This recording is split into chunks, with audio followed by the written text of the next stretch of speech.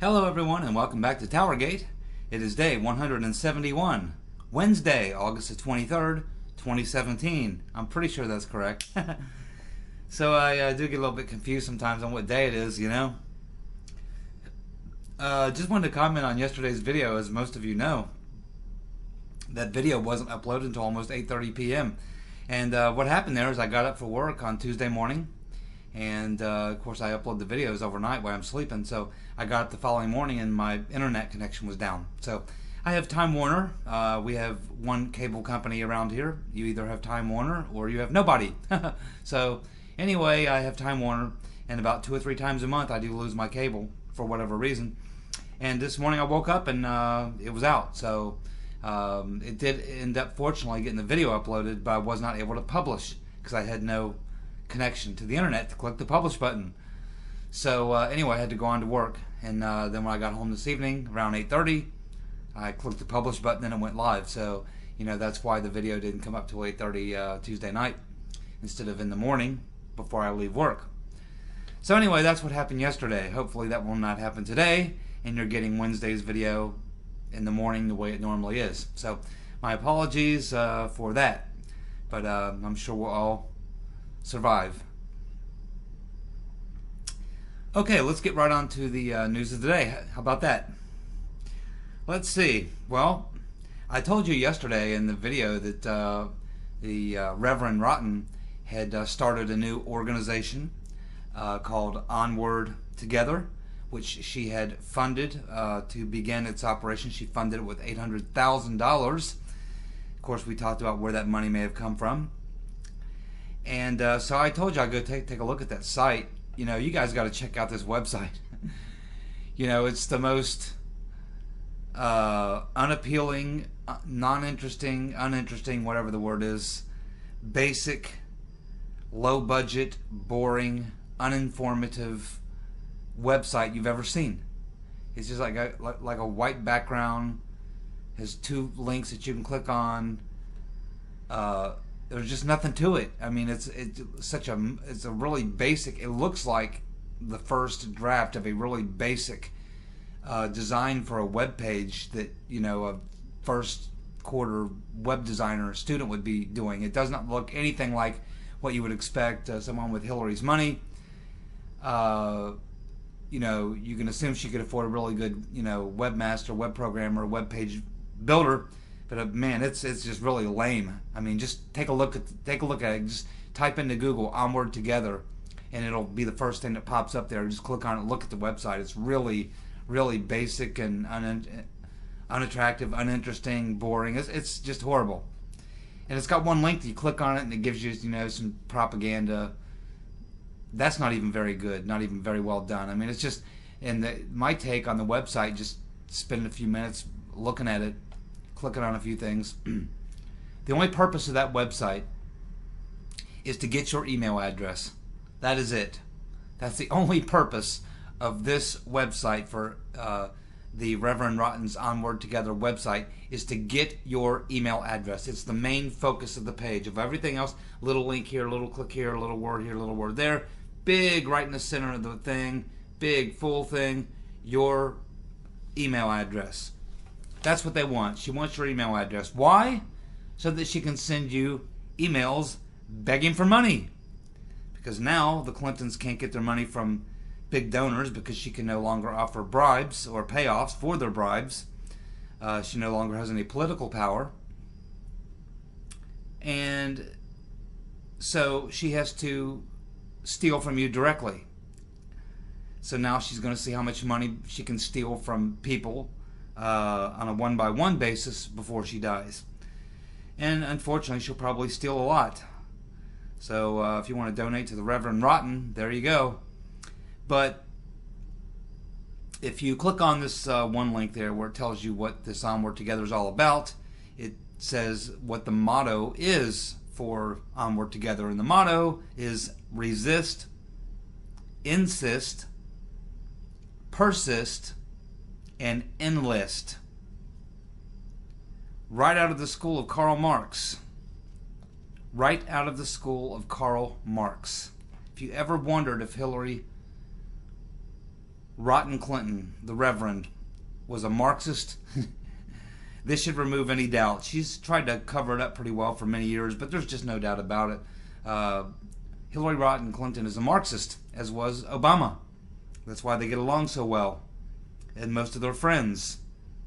But anyway, what they want is for you to put your email address in there so they can send you emails. They'll contact you through every social media platform they can to beg you to send them money, which will be used to fund the groups who will sow the seeds of destruction of our civil society. That is basically the goal, to destroy the civil society so that the globalists can remake it in their own image. Send Hillary money and she'll use it to put those crazy people out on the streets and destroy your cities, your property, maybe kill you, beat you over the head with a bat, whatever it may be. That's what Onward Together is really all about for the Reverend Rotten. And what an ugly website. So last night Trump gave his speech on Afghanistan, and although I was opposed to the Afghanistan and Iraq wars, and most wars in general, the fact is we broke it. And the fact is that's why I don't like going into these places, because it's very, very easy to get into a war. Damn near impossible to get out. The only way you ever get out of a war is if you blow the other side completely to bits, or get them to agree to unconditional surrender. That's it. It's really the only options that you have. If you're not willing to go all the way, don't go. And we were never willing to go all the way in Iraq or in Afghanistan, and they were both nation-building exercises in the first place, based on a lot of information that turned out to be not true. We wouldn't even have the issue in Afghanistan had it not been for the fact that we intervened in that conflict back in the late 70s on the side of the Taliban. We taught them to use all them weapons. They were fighting the Soviet Union. And we decided we would go in there and fund the radicals against the Soviets. And what we ended up getting was professionally trained fighters, and it would later come back to bite us in the ass. That's why meddling in the affairs of others usually comes back and bites you in the butt. That's why you shouldn't do it. But the fact is, it was a good speech. Most people agree it was a good speech. Of course, the neocons loved it because it means more defense contracts, more weapons, more bombs, more war. And of course, all neocons will support that anytime, regardless of who's advocating. So even Lindsey Graham and Senator Magoo liked Trump's speech because it serves their interest oh so well. But Trump has no choice. He's absolutely correct when he says, when you pull out, you leave a big void. And who steps in to fill that void? That's why you don't go in there and create the void in the first place. There's other ways to get these things done. There certainly are. We have many opportunities, but those options will never be heard because they don't result in weapons contracts. That's exactly right. It's all about the money and the weapons contracts. These issues could be resolved in other ways. Should never have been there, but once we got there, you're stuck.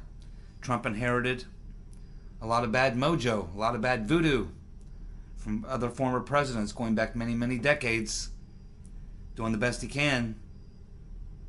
But quite honestly, as far as the speech is concerned, it was a good speech, and he delivered it well, and he is getting some positive reviews from it today. But a lot of people are still, I guess, the question's not answered. When are we getting out of Afghanistan? So that seems to be the question a lot of people have today, is when we getting out of Afghanistan. And, I have the answer for you to the question of when are we going to leave Afghanistan. The answer to that question is never. We're never leaving Afghanistan. Understand? Never. Have we left South Korea? Japan? Germany? Or anywhere else? No. No, we haven't. Iraq, we're still there. Once we put a footprint down somewhere, we don't leave. Believe me. And a lot of times, I mean, it's just a matter of, in the case of Japan, South Korea, these countries could certainly produce the military resources and troops to defend their own self, but we don't want these countries to be that strong. We don't want them strong enough to defend themselves. We want them reliant on us. We want them counting on us. And of course, we want those weapons contracts. Never forget the power of the military-industrial complex.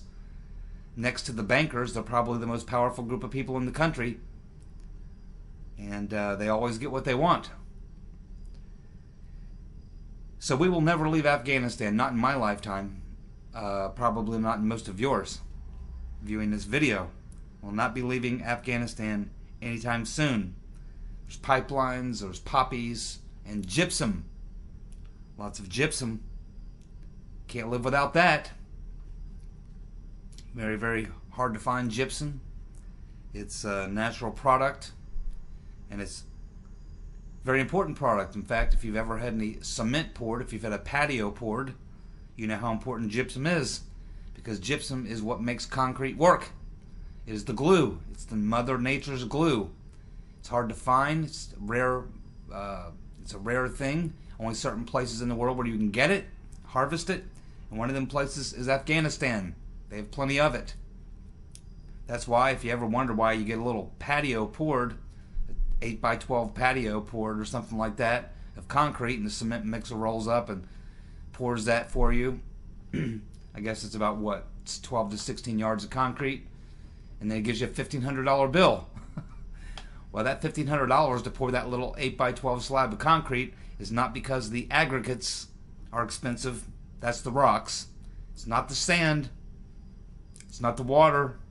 No. The rocks, the water, and the sand are not why you're paying $1,500 for that little 8x12 patio. It's because of the gypsum. Because when you add gypsum to the water, the concrete, and the sand, it heats up, creates friction, becomes a natural adhesive. And that's what makes concrete concrete. That's what holds it all together, gives it its consistency. So it's a very important item, a very important natural product, and it's hard to find. It's very valuable, and there's plenty of it in Afghanistan, along with poppy fields and pipelines, or oil reserves in the region where pipelines will probably in the next 30 to 40 years be pumping oil. So we're not leaving Afghanistan, not in my lifetime or anytime soon. Paul Ryan couldn't resist commenting on Trump's Charlottesville speech, and he said, well, you know, he messed it up. I think he could have done better. No, Paul, Eddie Munster, with big ears Ryan, he didn't mess it up. In fact, he did it exactly right. He told the truth. He said exactly what he thought, and he did so using language that regular humans relate to and understand. Unlike you, Eddie Munster, who would have used a prepared political statement written by a couple of professionals, where you would have went out and kissed the left wing's ass, where you would have given us some lies, some obfuscations, some political speak, some political double speak. That's what you would have done, Paul. That's what you would have done. You would not have told the truth. There wouldn't have been anything of any substance to anything you would have said, and no one would have cared. That's the truth, Eddie Munster. And you, the fact that you're criticizing the president, I mean, is amazing. Look at Paul Ryan's record. What has Eddie Munster accomplished since he's been Speaker of the House? Name one thing Munster has done since he has been Speaker of the House. One accomplishment. Just one. Nothing. He's been a disastrous, abysmal failure as Speaker. Has shown no leadership. He cannot get anything done. He cannot get anyone together to do anything. He's as bad a speaker as I can ever remember in my lifetime. He's got to be replaced. Paul Nehlen. That's the name you need to remember. Paul Nehlen. We need to defeat Paul, Eddie Munster, Big Ears Ryan, and elect Paul Nehlen. The fact that he questions Trump is just amazing, especially now that we know that he's one of those 6 or 7 Republicans that took bribes, that's actively working to take down the president of his own party. He's another one that would rather do harm to the country or deny them something good just so that he can advance his petty, personal whims, or whatever they are, that he has. It's absolutely amazing. This guy. Alrighty. Some of you may remember Jonathan Gruber. I don't know if you do or not, but Jonathan Gruber, of course, was the architect of Obamacare. The MIT guy. The guy who, after he gave us Obamacare, went out and did that interview where he basically told us that every bit of it that they knew, oh, that was a lie. Oh, that was a lie. Oh, we knew we'd never get it passed if we said that. So we just went ahead and said this. Yeah, we knew it was a lie. Oh, yeah, we knew that was a lie. Keep your doctor. Yeah, we knew that was a lie. Premiums going down. Oh, yeah, we knew that was a lie. This is the guy that went out and said all that. Well, you wonder what he's been doing? Well, apparently he got him a new gig. And that gig was that he was serving, working for the state of Vermont in a taxpayer-funded position as an economic consultant for the state of Virginia's healthcare system.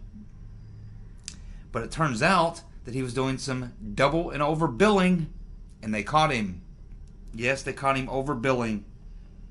So he's gone. He's out of there. This guy's a real rat too.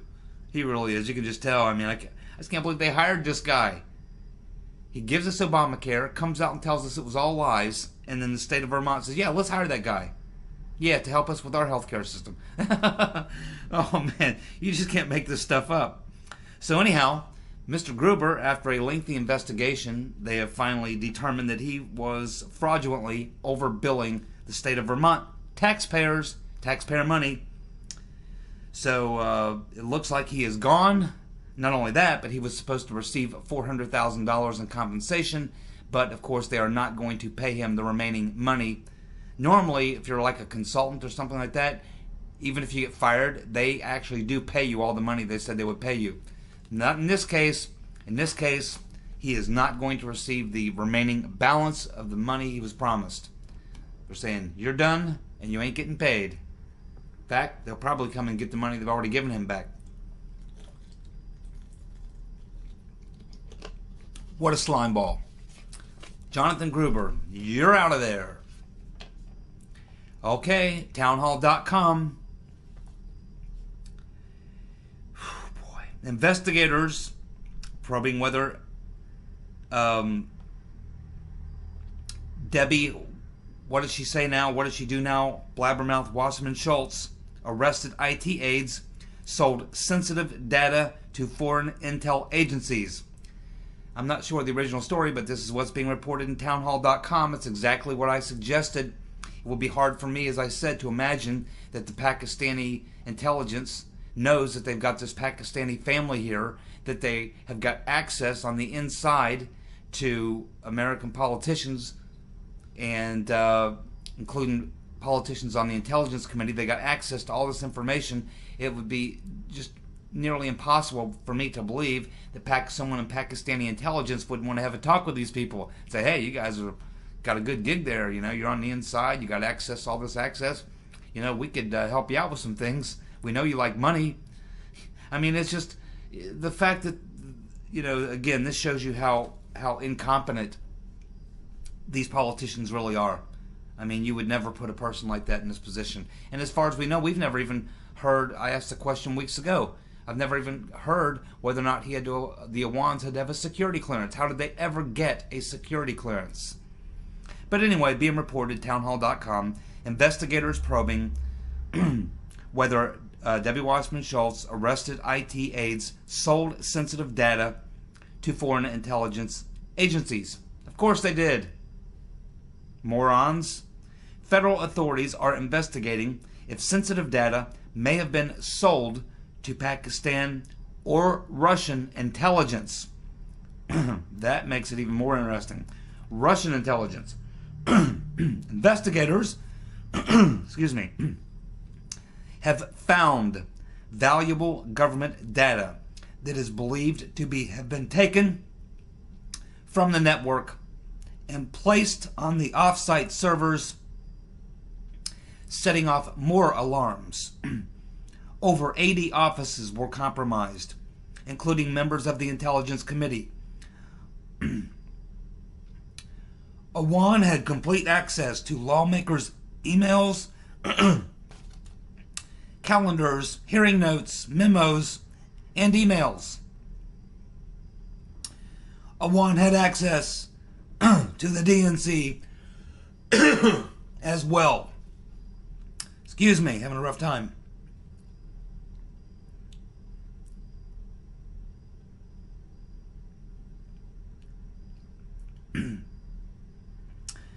Also, we have another Democrat named Yvette Clark that had her computers stolen from the Awans, and she wrote off the $120,000 as a loss. Now you have to wonder how many of these other Democrats who had Awan working for them also were missing tens or hundreds of thousands of dollars in computer gear, and what they did about it. They probably wrote it off as a loss too. Remember, this is all taxpayer money. This is not money that the Democrats raised or from their donors or anything like that. This is money that's allocated to these congressional offices. It's taxpayer money. So, Awan is facing some serious time, prison time. Do you think he will cut a deal? You see, Obama and Clinton aren't in control. Trump and Sessions are. They can't help Mr. Awan out. There's nothing they can do for him. So what secrets was Awan selling? What secrets did he know? The Awans have been working for the Democrats, Debbie Wasserman Schultz specifically, for 13 years. That's a lot of scandals. That covers IRS targeting, Benghazi, Hillary's secret server, the meeting on the tarmac, the cheating of Bernie Sanders by the DNC and the HRC campaign, maybe even Seth Rich. What does Imran Awan know? And what is he willing to say to save his butt? Because believe me, he's looking at some very hard time. No one, none of the Clintons or Obamas can help him out. It's not their deal anymore. It's Trump and Sessions and their Justice Department. So you can expect, I have some advice for Mr. Awan. Cut the deal. Tell everything you know. Maybe you can get yourself limited down to just a few years or something. But I bet you Debbie Wasserman Schultz and the Clintons are sweating right now because Awan obviously has a lot of information. Debbie Wasserman Schultz especially, because she still hasn't explained why she protected him for so long, knowing what they knew. She's probably not going, again, Debbie Wasserman Schultz will probably not last the year. I'd be very surprised. As this investigation moves forward, I think eventually it's just going to become too much of a problem for the Democrats. And with 2018 coming up, they simply will want her to cut her loose. So I expect that she's going to be out there on her own. She could also be the fall guy in this deal. But I would certainly expect that she and the Clintons are awfully nervous because, Imran Awan is looking at some serious criminal charges and some serious time in jail. And, once the FBI puts the pressure on him and they say, look, man, you're going to jail for a very long time, But, you do have some information. And if you could help us out with some things, we could probably work with you. Probably, limit the amount of time that you're going to serve. So, and the more you help us, the better we can do for you. So, I would think that Imran Awan is probably his attorney. Of course, remember, his attorneys are paid by the Clintons. Maybe they're telling him, no, man, don't say anything. Don't say anything. If I was Imran Awan, I would get my own damn attorney.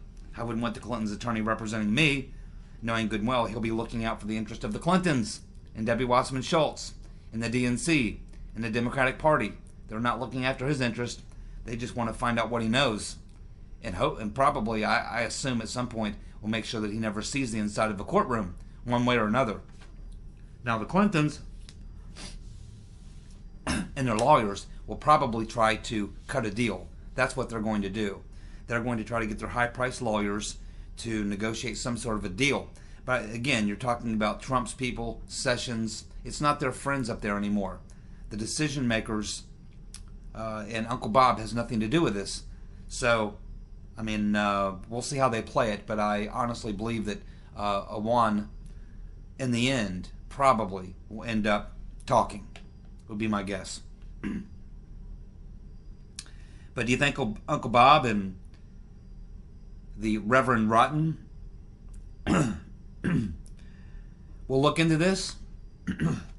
I don't think so. I don't think that Uncle Bob will be interested in looking at all into the Imran Awan situation and what that may have to do with possibly collusion with Russians. Because here it appears that the investigators are stating that he could have given information to Pakistan or Russian intelligence. Therefore, that should pop up on Uncle Bob's radar screen. After all, he is investigating everything Russia. He's looking for those Russians. He's looking under Trump's bed. He's looking in Trump's closet. He's looking in the trunk. He's looking in the plane. He's looking everywhere, trying to find them Russians hiding somewhere around Trump. But it seems to me that you have Uncle Bob, the entire Russian narrative collapsing all around him, and he's still looking for Russians. Apparently no one's told Uncle Bob that the Russian narrative has collapsed. Even MSNBC, CNN, none of them will even talk about it anymore.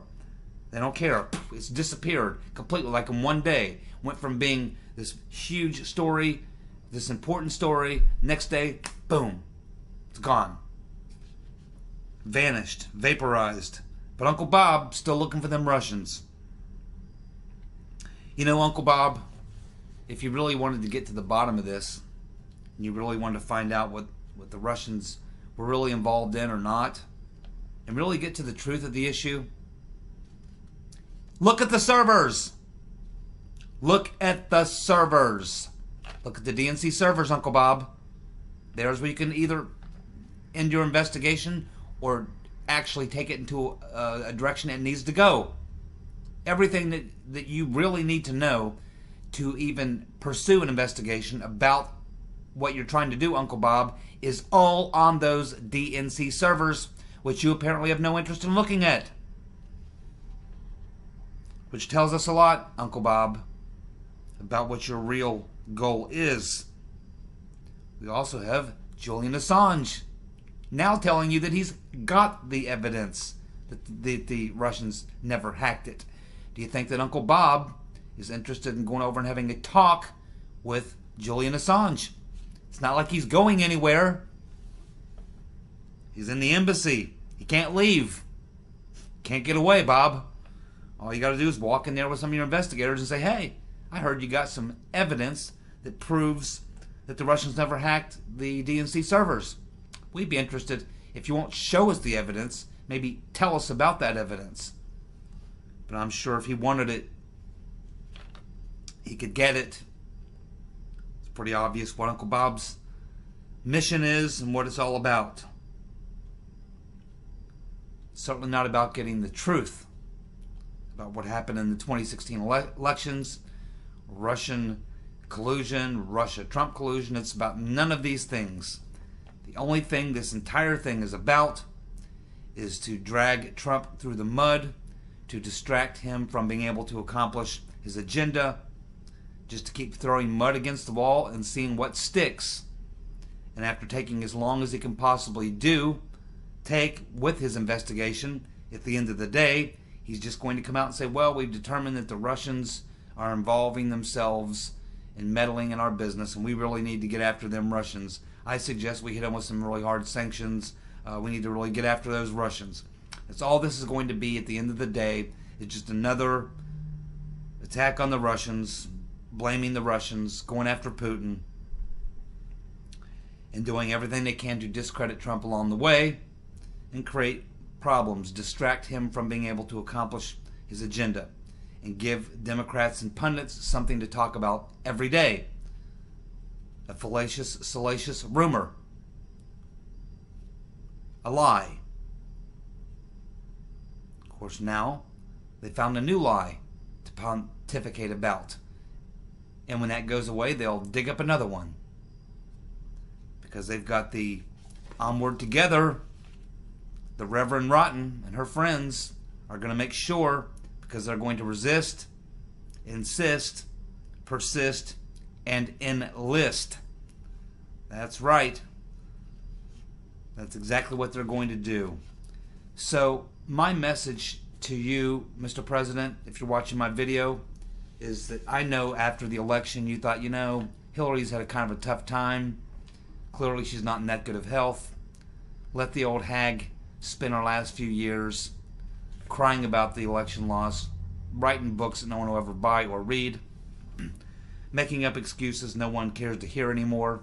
Just let her go on about her business. She's relatively harmless. I defeated her. Nothing to worry about.